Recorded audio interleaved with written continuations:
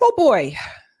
So AOC decided to have a live stream where she was going to educate people about the importance of what it means to be anti-Semitic and the dangers of that. And it did not come across well. As you can imagine, the reason why that live stream was done was because of a protest that happened outside of an event in New York. And we'll get to that in just a second. But this is what she said to comment about the Nova Festival exhibit. So this is why this live stream was done. I want to be very clear about that.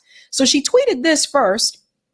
The callousness, dehumanization, and targeting of Jews on display at last night's protest outside the Nova Festival exhibit was atrocious anti-Semitism, plain and simple. Anti-Semitism has no place in our city, nor any broader movement that centers human dignity and liberation. So there was a festival exhibit that basically was sort of a reenactment of what happened on October 7th.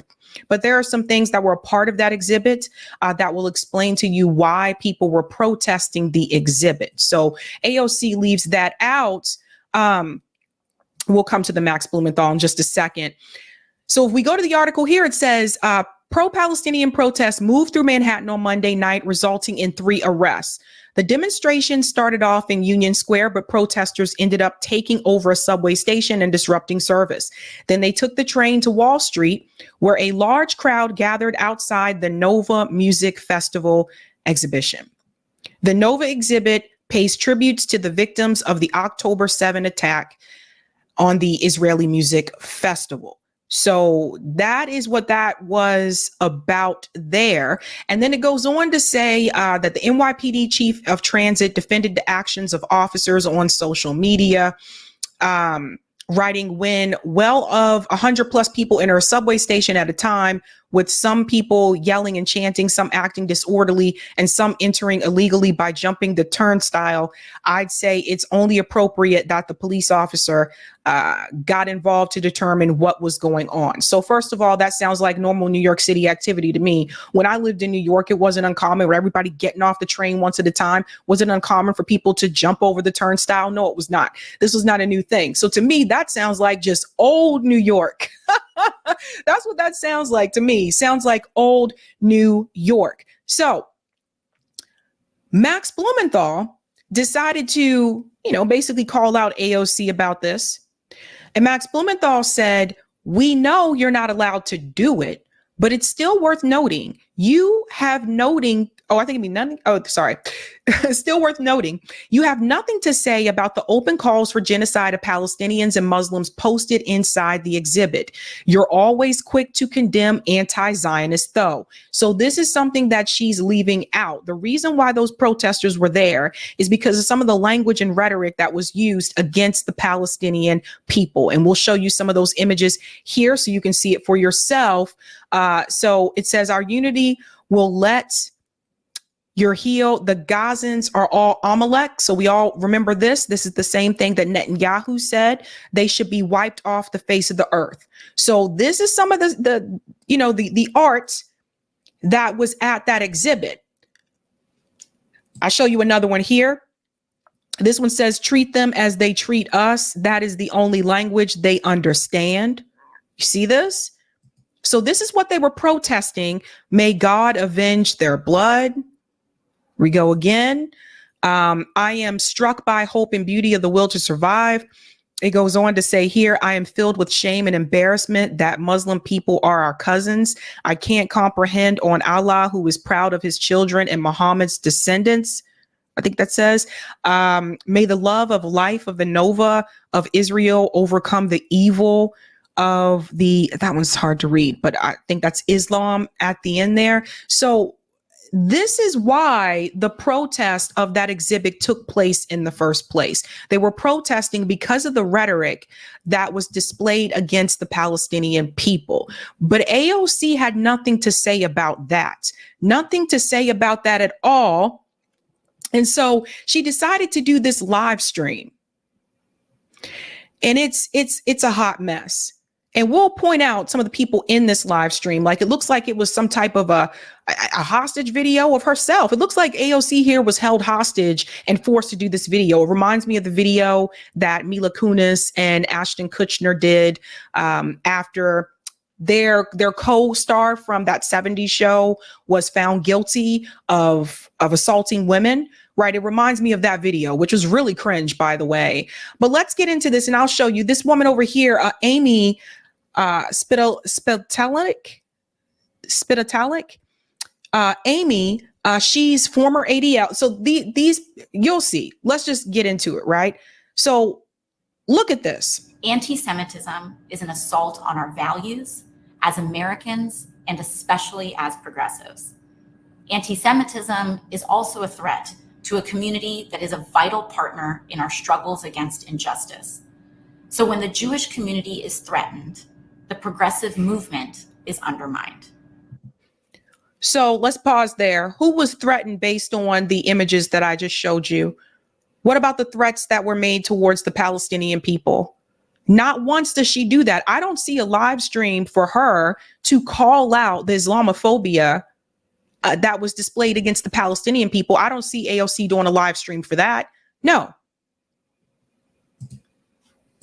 That's why it is so important that we reject it as fiercely as we reject and look for misogyny, Islamophobia, or any form of bigotry or discrimination in any space that we occupy.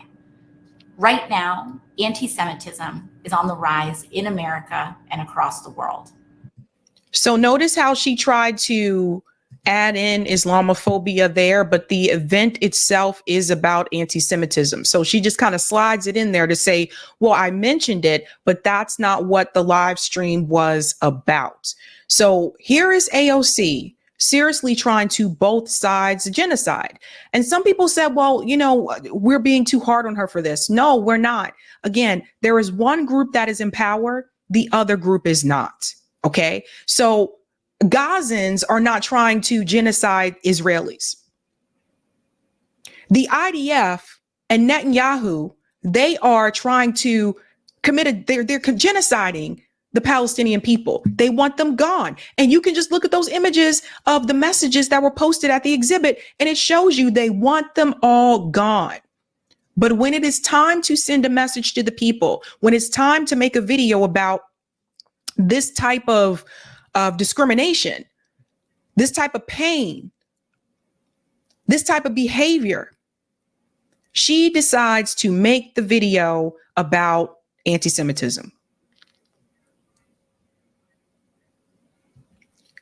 The oppressor is not oppressed. Let's say this again for people in the back. The oppressor is not oppressed. When you are the one that is in power, you are not being oppressed. So here she is basically defending and trying to protect the occupying force instead of the people who are slowly but surely being wiped off the face of the earth. Acknowledging that fact does not take away from fights for liberation. It actually advances them. And the growth of anti-Semitic attacks and rhetoric before and since October 7th is unacceptable to all of us who believe in a better world. What growth? They continue to say this, the growth in these attacks. What are these attacks that they're referring to? They don't show any examples. What happened here was a group protested this exhibit, which they had every right to do so. Period. What's harder for us as progressives to recognize or understand is when anti-Semitism shows up and is normalized in our own spaces. And I want to be frank here. There is very real anti-Semitism that is in fact showing up in progressive spaces right now. And it's deeply painful and hurtful to Jews. What are the examples? They give you no examples. I want to just mention a couple of pain points in this moment, because if we can understand the harm some words do to other people, we can be attentive to preventing it. And that's a great beginning that will matter to a lot of people. So I talked about the conspiracy frame. And so whenever we hear about nefarious control behind world events, or now we're talking about the conflict, evil control of government policy by Jewish billionaires or Zionist donors. Those are just like the George Soros accusations that aim. So do you see what she's doing here? Notice how she moved from Jewish people to Zionist donors. First of all, Zionists aren't all Jewish people. Richie Torres is a Zionist. Hakeem Jeffries is a Zionist. You don't have to be a Jewish person to be a Zionist. There are a lot of Christian Zionists. So do you see the problem here? So you see what she's doing? She is basically saying that she's conflating Judaism and Zionism. She's trying to make it sound like it's one thing. And they're doing that on purpose. They're doing that so that they can tell you that anti-Zionism is anti-Semitism. And AOC knows damn better. And so for AOC to sit there and just read whatever is in front of her, because it's very clear that she's reading, AOC knows better. So this is what they're doing. So they got AOC that said, we got one of the members of the squad. We convinced them to do this live stream with us, this cringe live stream with us. And now they can point to, and they could say, we have AOC sitting right here with us as we say that criticizing receiving money from billionaire Zionist donors is also anti-Semitism. Does everybody see what is happening here? Do you see what they're trying to do? Let's continue. He described, this evil puppet master, trying to save democracy and support causes he cares about. So if your criticism of Israel is trafficking and stereotypes, you're really in the bigotry zone. I mean, stereotypes kill. That's how the Nazis got the German people to live with this so-called final solution. So now you can't criticize George Soros. You see this? Who's next? Now you can't criticize George Soros for being a billionaire. Who's next? You can't criticize Bill Ackman. Who's next? What is happening here? You should be able to criticize all billionaires. And when I criticize billionaires, it has nothing to do with their religion and everything to do with the money and the exploitation, boo. It's not my fault that George Soros is a billionaire. I didn't make him a billionaire. He became a billionaire by exploiting the worker. And to see AOC sit there knowing she was once someone who championed the workers and fought for the workers, to see her sit there and not even push back on that. What a mess. How disgusting. Where is Justice Democrats? Where is this organization to call this out? Now you can't criticize George Soros. Now you can't criticize billionaires. What a mess. We do the work all the time to avoid words that correlate with negative stereotypes, and we need to do that here. I want to conclude by summarizing and saying that anti-Semitism is a threat to Jews and to the progressive movement, and as Amy has stated, to democratic freedom. And just like racism, anti-Black racism, Islamophobia, and misogyny, it makes all of us unsafe. But you're not speaking about those issues. You see how she tried to bring us in there with this? You're not speaking about those issues. I don't see you making a live stream about racism against Black people. I don't see you doing a live stream about Islamophobia. This live stream in particular is about anti-Semitism, and you trying to bring all these other groups into it as well to say, look, what they're going through, we're all going through. No, we are not going through the same thing. I don't know how many times I have to say this. We are not going through the same thing. Every community has their own struggles, but it is very particular when we talk about what is happening in Israel and what is happening in Gaza. There is one group in power and the other group is occupied and oppressed. You cannot put us all on the same level when you literally have a group that is occupied and oppressed. And that's what AOC is trying to do. She's literally trying to both sides genocide. You cannot do that. So it's not about the fact that you choose to do a live stream to call out the so-called anti-Semitism acts that you say are happening. It's about who you choose to prioritize and when. During a time when a group of people are experiencing a genocide, where you have Palestinian Americans that have lost entire lifelines, family lines in Gaza, You chose to prioritize the occupying group, not the group that is being occupied, not the group that is being oppressed. That is a problem. I should have pulled up that other video too to show you what she said before. We'll see if we have time for that. But it is an absolute disaster. We all have a stake in fighting it. And it's not on Jews to address anti-Semitism on their own. When it comes to the current conflict, it is possible to recognize Jewish pain, fear, and grief in that moment. And that does not take away from our grief and pain for families in Gaza. It is also important to educate ourselves about the lines past which criticism of the Israeli government can slip into a spectrum of anti-Semitism. And doing so and educating ourselves protects our Jewish neighbors. It protects the broader movement for the lasting peace from being discredited as well.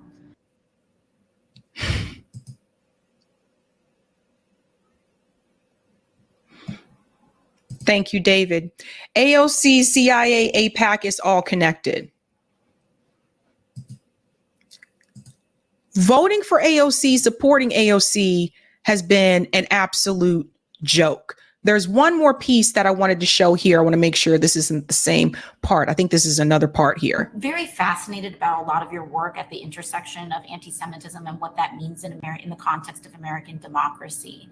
And as someone who successfully went after the Nazis in Charlottesville in 2017, what does the current growth of anti-Semitism say to you about the state of our democracy, and how are these things related?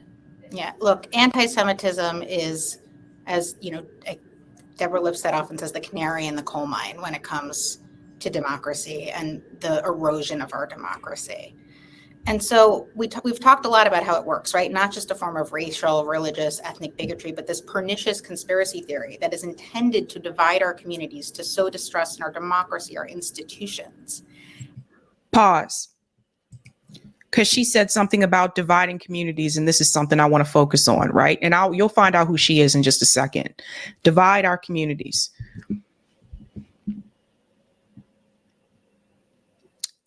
How are our communities together? What communities is she talking about? Now, AOC is in New York. I'm assuming they may be in New York. I don't know. But I can tell you this much, because the communities don't look that integrated to me. So what do you mean by divide our communities? What are you talking about? How many of you live in communities that are integrated? How many of you live in communities that are diverse? I don't mean cities. I mean, you can walk around in your neighborhood. It's not as common as you think, even in 2024. How many of you? How many? Whether it's the Northeast, whether it's the cities, how many of you in your neighborhood right now can walk down the street, around the corner, go for a walk, let's say about 10 minutes, and your neighborhood is diverse? How many? Because you see, I'm going to keep it real with you. Particularly here in the Northeast, in the cities, the neighborhoods are very segregated. And you can see it, whether it's Boston, whether it's New York. There is Spanish Harlem. If you come to Boston, there are certain neighborhoods that are Haitian, that are Dominican, that are Latino, that are Irish. So what do you mean divides our communities? Because me and you, this is the thing. How many people, the people that they're mentioning, the Black people and all the other groups that she tried to add into this conversation, do they live in their neighborhood? Do they live in Amy's neighborhood? I'm willing to bet they don't. So what are you talking about? Divides our communities. The communities are already divided. Let's continue. And that makes not only Jews unsafe, but each and every community unsafe. And it undercuts our democratic norms and values and the rule of law. It fuels attacks not just against Jews, but against so many communities, as we've talked about, the cycle of white supremacist violence. It fuels dehumanizing policies and anti-democratic extremism, right? Policies targeting immigrants because of anti-Semitic conspiracy theories about replacement and invasion. Talked about so often how the name George Soros is used as a stand-in for Jews to describe a conspiracy theory. Election denial, assaults on voting rights, these claims that there is an effort to replace white voters or Republican voters, as we often hear. We see. So now, election denial, criticizing George Soros, criticizing having different views about immigration. Now this is all connected to anti-Semitism. Does everybody see what is happening here? What a mess. See it in the neo-Nazis who are showing up at anti-trans or anti-drag events to recruit for their cause. We see it in the assault on reproductive rights and some of these conspiracy theories about birthright rates. And as I mentioned, this is ultimately leading not just to dehumanizing policies targeting so many communities, but a cycle of violence that has directly harmed not just Jews, but Black people, immigrants, Muslims, and so many other communities, motivated by these same conspiracy theories. No, we are not in the same situations. And this is what kills me when they try to add all these other groups into this. We are not in the same situation. And let's be very clear here. Because a lot of the Black communities, particularly in the inner cities, are struggling. Lower income, people living in poverty. The schools are under-resourced and underfunded because there aren't enough property taxes to fund the public schools. We're not in the same situation. Meanwhile, you can go to other communities in Boston, other communities that Amy would be a part of, and they don't have that problem. Their schools are funded. They're not living in poverty. We are not going through the same thing. There is a difference, and people need to call this out. I can only listen to so much of this. Only listen to so much of this. But this is the live stream that drove people crazy. And let me show you something that Katie Halper pointed out that I think is important for people to see. Congrats, AOC, for getting praised by the former director of the ADL. Speaks volumes about the dialogue you had. Now, she's referring to this post here. This is from Abraham Foxman. Glad to see Representative AOC urge progressives not to let criticism of the Israeli government slip into anti-Semitism. You see what's happening here? You got that right? Okay. Let me ask you a question. This isn't said about other countries. You don't hear people saying, oh God, your criticism of the Chinese government should not slip into anti-Asian hate. Slip into Asian hate. Your criticism of Russia should not slip into Russian hate. Your criticism of Haiti should not slip into Haitian hate. It's only when it's Israel. We don't agree on that line, but I value the fact that she brought serious experts like Stacey Burdett and Amy Spittelnick to sensitize her audience on anti-Semitism. So does everybody see what is happening? They used AOC as a puppet to convince whatever's left of her base not to go too hard against Israel.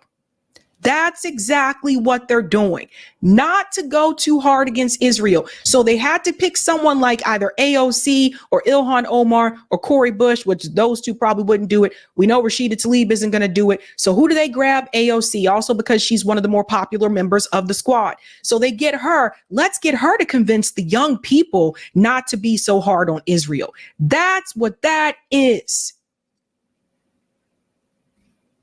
You cannot sit here and both sides this issue. You cannot sit here and both sides of genocide. And AOC should be ashamed of herself for doing what she did. She is a puppet. And we can see who's pulling the strings.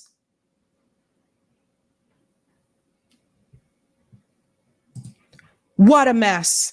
What a mess. And she's mad at people on social media that are coming after her, criticizing her for that. She's upset with them. No, you need to be upset with yourself, because you can't be sitting out there one day telling people what is happening to the Palestinian people is wrong. And you say you're there for those people and their struggle. And then when it is time for you to have a serious discussion, to do a live stream to your supporters, you choose to prioritize the group that is oppressing and occupying and kicking people out of their homes over the ones that are being kicked out, burned, bombed, beaten, and oppressed.